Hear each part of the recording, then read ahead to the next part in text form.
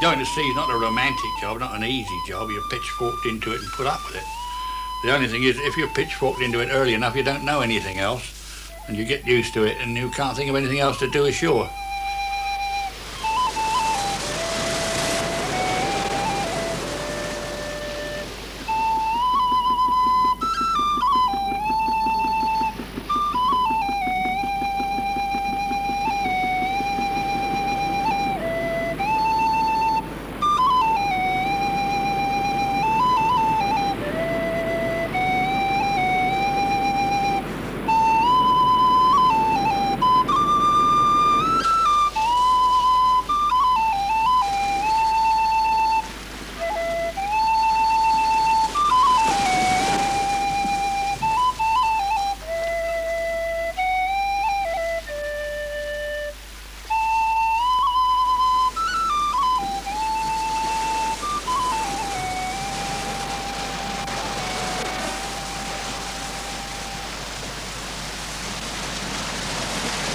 There was always, in the old days, a sort of feeling among seamen that they were superior to other people, you see. And I used to admire them when I was a kid, when you see them strolling up and down Poole Quay. And you felt you'd like to be one of these superior beings, you see, not like farmhands and clerks and pub owners and all those sort of people. Till he grew old, 'cause he opened the pane and popped out the flame just to see how the wind do blow. He often said to me, "You be wise before you go. Do you open the pane and pop out the flame just to see how the wind do blow? When the wind comes from the east, is the good to man or beast? So I open the pane and pop out the flame just to see how the wind do blow. When the north wind roughly blows, then I lay right snug below. And I open the pane and pop out the flame just to see how the wind do blow. Now a wind that's from the west, it will blow hard at the best. So I open the pane and pop out the flame just to see how the wind do blow. When the south wind softly blows, there's not enough for you to go. So I open the pane and pop out the flame just to see how the wind do blow. My wife, she said to me, "We shall starve if you don't go." So I open the pane and pop out the flame just to see how the wind do blow. Well, I can't remember when I started sailing because I was brought up with seafarers on both sides of the family, you see. I mean, all the talk at home was all the seafaring and ships and tides and charts and navigation and warnings and one thing and another. My mother's family came from Suffolk, from Kessingland. They were all fishermen, or most of them, except my granduncle Lewis, who went to the Arctic and got frozen up there for 2 years. So really I was sort of chucked in the boat at any particular time when I was very, very young and couldn't remember. And I used to sail out to Poole in a little fishing boat sometimes.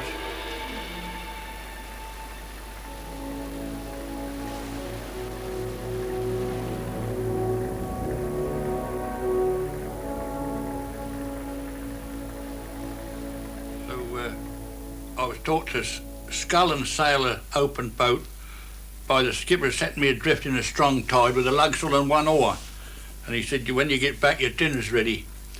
Well, you want to get back against the tide, see, with one lugsail and one oar. So you learn to scull over the stern, see, with one oar, and set the lugsail and sail back when you could. Just to start with, you got no dinner because you were hours and hours getting back, and as you got more expert, you got back in time for dinner. See?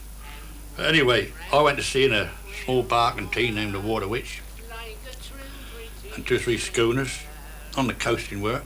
We'll rent and we'll roar and cross the salt sea until we strike soundings in the channel of old England. From Ushant to Scilly is 35 league. Now we hove our ship to with the wind and southwest, me boys. We hove our ship to for to make soundings clear,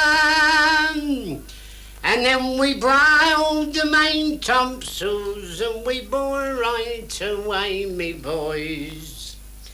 Then right up the channel our course we did steer, and we're rent and we're on like a true British sailor.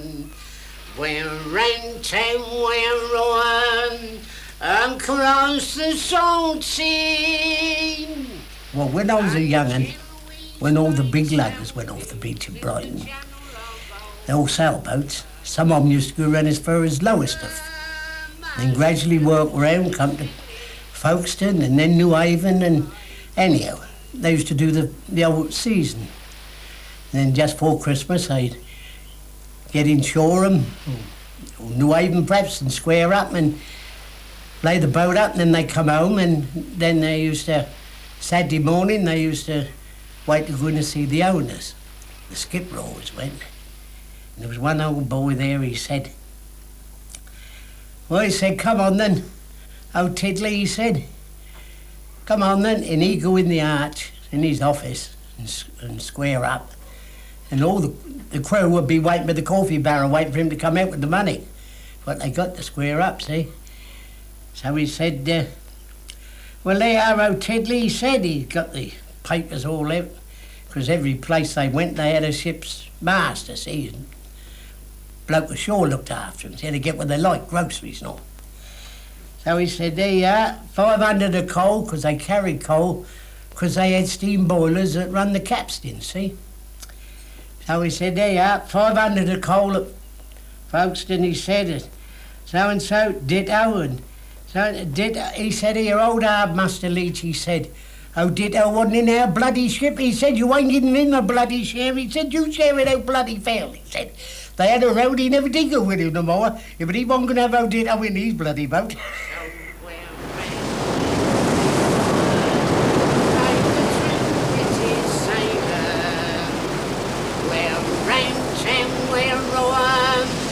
Across the salt sea until we strike soundings in the channel of Old England.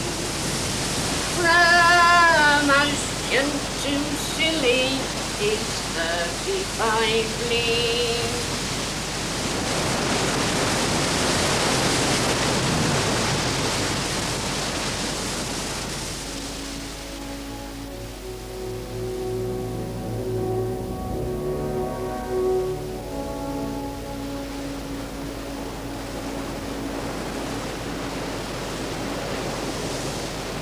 I never told this story before. I hate you know, because it's bloody true. And all them what's in it, they did, so you can't make it. I don't know, these lunch hours, you know, they went on a long time. And because he always told me if he came home and he'd had a lot, and I used to say to him, oh, you have had a lot of Guinness today. He'd say, oh, I had 2. I say, 2? Oh, well, perhaps it was 3. It might have been 4, but that was all. Well, I knew it was more like a dozen or more. That was well and truly 3 good. And he said, I said, you in here on the treacle? I said, there's that poor Joan out there picking up taters. I said, you'll be ashamed of yourself. He said, I've stopped that lark, Father. I said, what? He said, I bought her a suit of oilskins. She won't lose no wet time. Anyway, this day, he'd been in there and he came out, well, I expect it was well in the afternoon. So that day he had to cross the river in his boat, tie up to a yacht.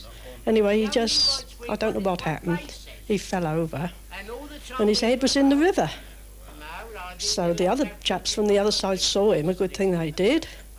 They got in their boat, they came over, they pulled him out, laid him out, got him over the other side. They said, send for the ambulance. Somebody had rung for the ambulance.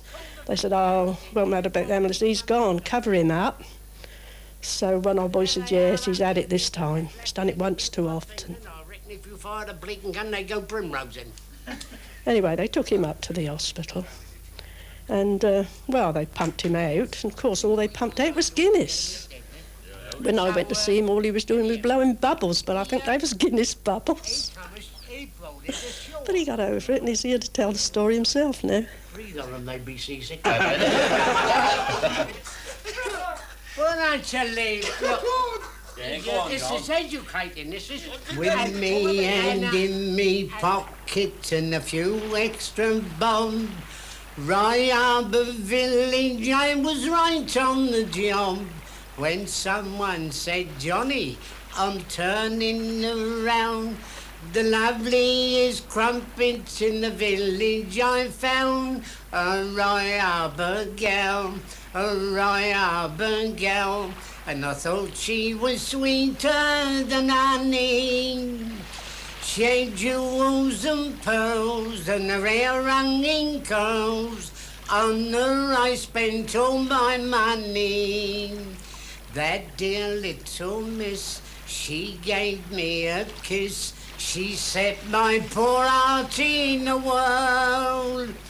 I'll never forget the first time I met that dear little Rye Harbour gal.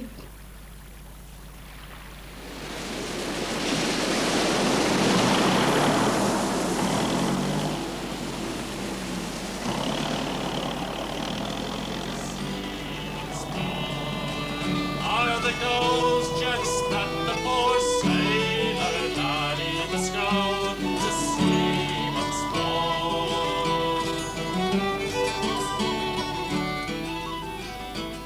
They all had their opinions of people, you know. Like old Cully, who had to Cambria before I did. We sat having a pint once, and some tourists came in and asked a lot of silly questions, you know, do you cross the Atlantic, what do you do at night, and all this old rubbish. But when they'd gone, old Cully turned to me, he said, I don't know, he said. Half the people ashore, he said, as ignorant as hell. I said, yes, I believe you're right, Cully. Yes, he said, they're bloody near as ignorant as the other half. So that dismissed that lot for him. Ships on a whaling ship were bound for the Arctic Sea, where the cold winds to blow and the frost and the snow ought to make her would freeze. Well, it's worse than I'd go hard with her gear, for I'd spent all me money on shore. Oh, it's then that I wish that I was then to go to sea.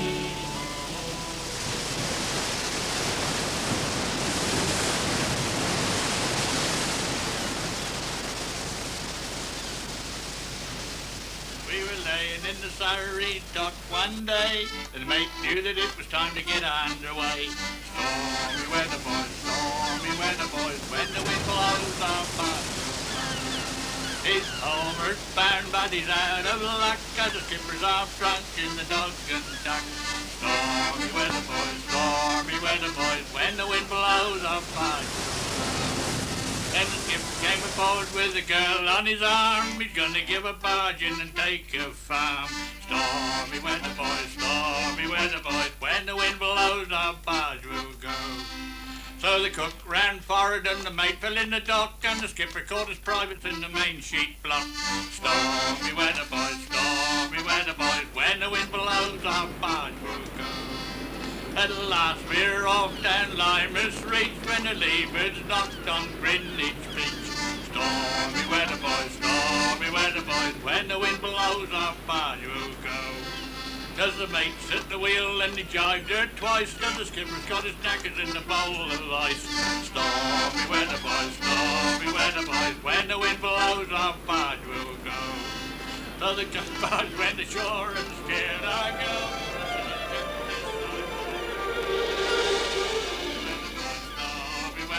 When the wind blows, our barge will go. We shoved her off and away we go, but the skipper's got a bottle of beer below.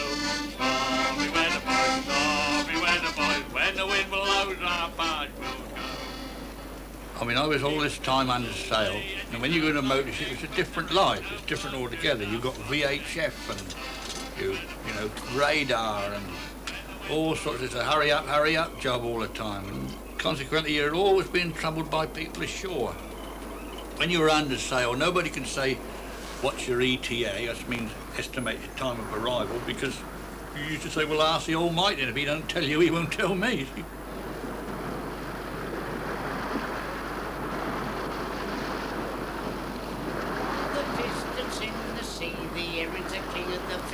me with a whack for doodle-eye, don't whack for doodle-eye. But what should we do with the herrings' backs? Turn them into fishing smacks, herrings' backs, fishing smacks, herrings' fins, needles and pins, herrings' eyes, puddings and pies, herrings' heads, loaves of brains and all such things. Of all the fish that's in the sea, the herring's the king of the fish for me. A whack for doodle-eye, oh, and a whack for doodle-eye. But what should we do with the herrings' bellies? Turn them into jams and jellies, herrings' bellies, jams and jellies, herrings' banks, fishing smacks, herrings' fins, needles and pins, herrings' eyes, puddings and pies, herrings' heads, loaves of brains and all such things. Of all the fish that's in the sea, the herring's the king of the fish for me, with a whack for doodle-eye, a whack for doodle-eye. But what should we do with the herring's tails? Turn them into buckets and pails, herrings' tails, buckets and pails, herrings' bellies, jams and jellies, herrings' bags, fishing smacks, herrings' fins and needles and pins, herrings' eyes, puddings and pies, herrings' heads, loaves of brains and all such things.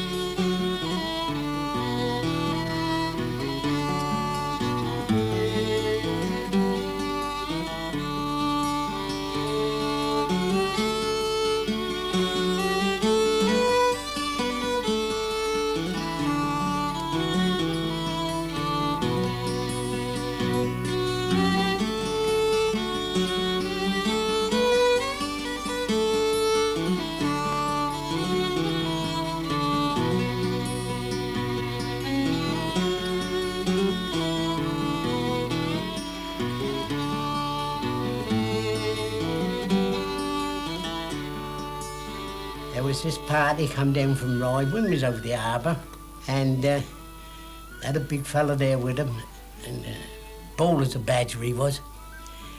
And I hadn't been to the barber's for weeks. I had a fur coat on, I did, I think. And this bloke said to me, "Excuse me," he said, "Mr. Fisherman," he said, "how'd you get all that hair?" He said. "Oh," I said, "that's a secret, that is," I said, "Well, I'll tell you." I said, "You have to get the popping weed. And what you do, you get a bowler hat, 2 sizes too big for you, 3 parts fill it with popping weed, and when you go to bed at night, jam it on your head." I said, "And you know you have that a couple of mornings," I said, "you'll have some hair all right, though, young un." Oh, it must have been a month afterwards, more than that perhaps. And this party come down again with their old man. They lived in Rye. And having a skylark with him, I said, "Here, how's that bloke get on with the popping weed done?" So she said, "Oh, I must have it. He would take that home with him." I said, "What did he do with it then?" She said, "I don't know." I said, "Boy, what do you mean?" She said, "He's dead." Another sea song, Shoals of Herring. Everybody knows this one, chaps in the background there.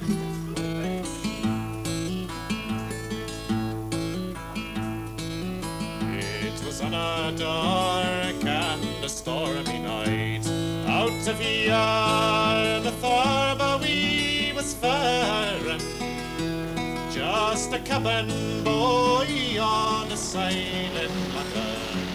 We were searching on the bonny shoals of Erin.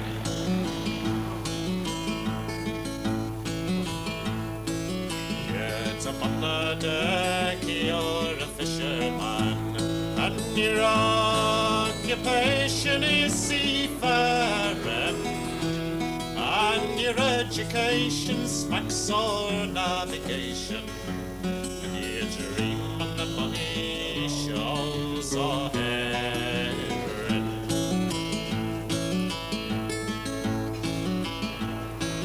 Well, the work was hard and the hours were long. I was cooking, I had quarter sharing. How well I used to sleep standing on my feet, and I dreamed of the money shows or herring.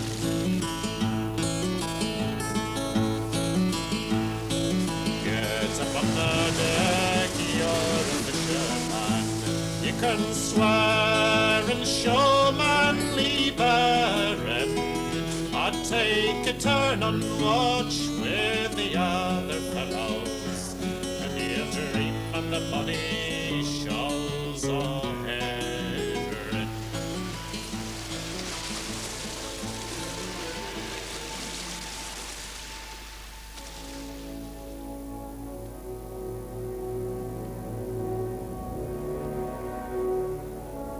My old ship of mine, no more you will cross the line, though your days are few sailing o'er the blue. Goodbye, old ship of mine. When they break you up at dawn in the yard where you are born, they will break the part of the sailor's heart. Goodbye, old ship of mine. Your longboat I'll keep as a token in memory of you, Mary Ann. And though I'd give the world just to keep you, but I'm just a poor sailor man. So goodbye, old ship of mine. For the sake of old lang syne, your name will still live on till the day I'm gone. Goodbye, old ship of mine.